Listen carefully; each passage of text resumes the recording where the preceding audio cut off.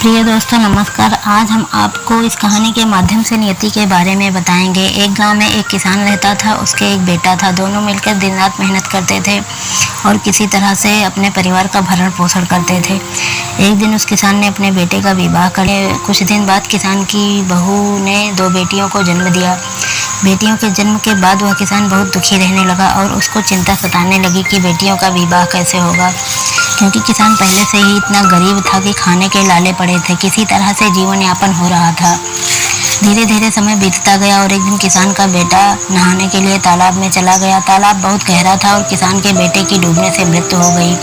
अब उस परिवार पर दुखों का पहाड़ टूट पड़ा। किसान भी काफ़ी बूढ़ा हो गया था। वह अकेले परिवार का पालन पोषण कैसे करता, इसलिए उसकी बहू गांव के कुछ अमीर लोगों के यहाँ बर्तन मांजने लगी। किसी तरह शाम तक रोटी मिल जाती थी। एक दिन किसान की मृत्यु का भी समय आ गया और वह बहुत बीमार हो गया। इलाज कराने के लिए पैसे नहीं थे एवं मृत्यु के देवता यमराज ने अपने एक देवदूत से कहा, जाकर किसान की आत्मा को लाओ, अब उसका समय पूरा हो गया है।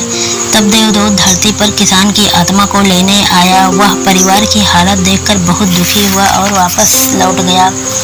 यमराज से कहा, प्रभु कुछ दिन किसान को जीवित रहने दो, वरना उस गरीब परिवार का क्या होगा। 2 बेटियां हैं, उनका विवाह कौन करेगा, उस परिवार का भरण पोषण कौन करेगा। तब यमराज ने देवदूत से कहा, यह नियति है, इसको कोई बदल नहीं सकता। किसान का समय पूरा हो चुका है, उसको आना ही पड़ेगा। भूत और भविष्य के बारे में मत सोचो।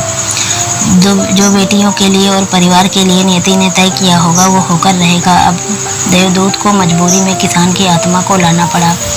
किसान की मृत्यु के बाद बेटियां मेहनत मजदूरी करके किसी तरह परिवार चला रही थी।